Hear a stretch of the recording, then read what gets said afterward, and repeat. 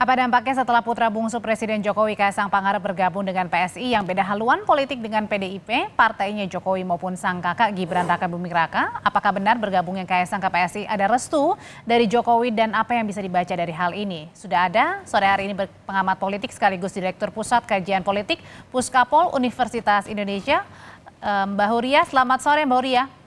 Selamat sore, Mbak Audrey. Mbak Huria, ini kan di PDI Perjuangan ada aturan kalau tidak boleh beda partai ya dalam satu keluarga. Nah, apa yang bisa ditafsirkan dari langkahnya Kaisang sore ini bergabung di PSI? Ya, saya kira ya ini kan sangat berkaitan betul sebenarnya dengan upaya untuk memasuki kontestasi elektoral gitu ya. Karena selama ini kan kita juga tahu gitu ya bahwa partai politik adalah kendaraan yang demonstratif dan masih menjadi satu-satunya gitu ya pemilik tiket masuk untuk seseorang agar bisa berkompetisi di dalam pemilu atau pilkada. Jadi saya kira konteks masuknya Kaisang bisa dilihat dalam situasi tersebut gitu ya. Nah, kenapa kemudian pilihannya PSI? Ini kan yang menarik gitu ya. Karena pertama kita tahu bahwa PDIP sudah berkali-kali gitu ya mengatakan bahwa berdasarkan aturan anggaran dasar ya ADART partai itu ada larangan yang tegas di dalam satu keluarga itu berbeda-beda partai gitu ya. Di sisi lain kalau kita melihat dari kepentingan politik elektoral Pak Jokowi dan anak-anaknya gitu ya, ini kan belum tentu gitu mereka bisa secara otomatis mendapatkan tiket pencalonan dari PDIP gitu ya, sehingga perlu ada saya Itu kira di gitu PDIP ya. Mbak Huria satu keluarga itu maksudnya satu keluarga besar atau satu kakak nih? Kan Kaisang sudah punya keluarga sendiri. Iya, saya kira kalau perdebatannya ini kakak atau bukan gitu ya, ini kan perdebatan yang sangat administratif sifatnya gitu ya. Tetapi kan kita tahu bagaimana kultur di PDIP gitu ya, bahwa memang ya satu keluarga biasa satu partai gitu ya, tidak membuat tidak masuk ke partai lain gitu. Jadi kalau alasannya sekarang kemudian gitu ya, ini kan karena sudah beda kakak gitu. Saya kira ini alasan yang excuse saja gitu ya untuk pertama gitu membenarkan apa yang dilakukan oleh Kaisang, yang kedua juga hitung-hitungan politik gitu ya, resiko apa yang mungkin gitu ya bisa didapat baik dari pihak keluarga Pak Jokowi maupun juga di PDIP gitu ya kalau misalnya sanksi partai itu kemudian diberlakukan gitu. Ini kan hitung-hitungannya lagi-lagi adalah pada dukungan elektoral gitu ya yang Oke. bisa dijaga oleh PDIP di satu sisi dan juga posisi elektoral yang saat ini dimiliki oleh anak-anak Pak Jokowi. Dan hal ini tidak jarang terjadi mungkin atau jangan-jangan pernah terjadi juga di keluarga lain misalnya atau ini baru pertama kali terjadi di satu keluarga beda parpol gitu ya? Kalau di terahnya Soekarno ini kan juga sebenarnya kan kita bisa lihat ya sebenarnya juga sebelumnya juga sudah ada yang beda partai gitu ya antara Megawati gitu ya dengan Rahmawati gitu, itu kan juga pernah berbeda partai.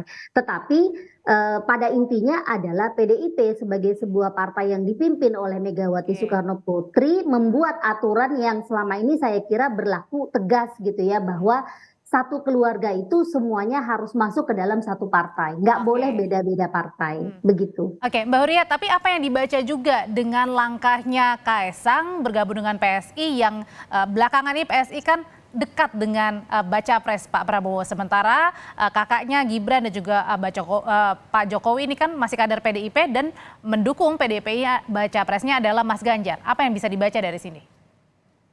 Iya, posisi PSI ya di dalam Pilpres kan memang sudah sangat jelas gitu ya. Sekarang ini masuk ke koalisinya Pak Prabowo dan memang disinyalir gitu ya bahwa Pak Jokowi juga main dua kaki sebenarnya gitu. Pak Jokowi kan nggak terang-terangan gitu ya kalau kita lihat dia mendukung Prabowo atau mendukung Ganjar. Ya. Nah, ini menurut saya lagi-lagi sebenarnya sangat khas gitu ya gayanya Pak Jokowi gitu ya ketika mengambil sebuah posisi, termasuk ketika dia membiarkan Kaisang bergabung dengan Karena sudah PSI. direstui juga gitu ya.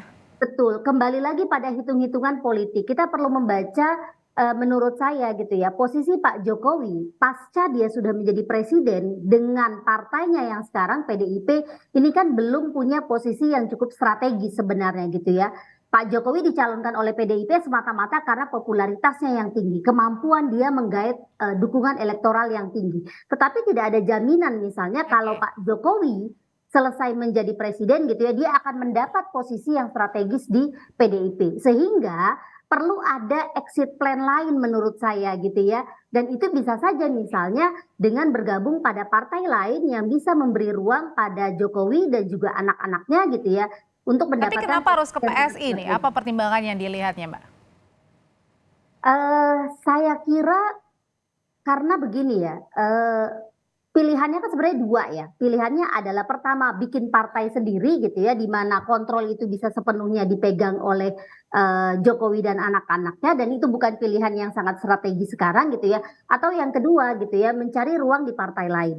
Nah saat ini yang memang secara eksplisit bahkan sejak awal gitu ya ingin merangkul keluarganya Pak Jokowi adalah PSI gitu ya. Tetapi saya kira ini bukan harga mati gitu. Kita juga bisa melihat gitu ya betapa politisi kita kan begitu mudah gitu ya berpindah partai politik. Selama ya hitung-hitungan elektoralnya misalnya ya kalau saya bicara konteks PSI, sebenarnya PSI jauh lebih punya kekuatan di Jakarta.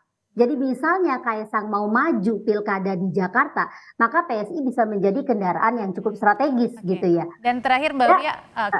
Oke, berarti ada makna juga dengan tadi penyerahan KTA-nya di rumah Pak Jokowi di Solo?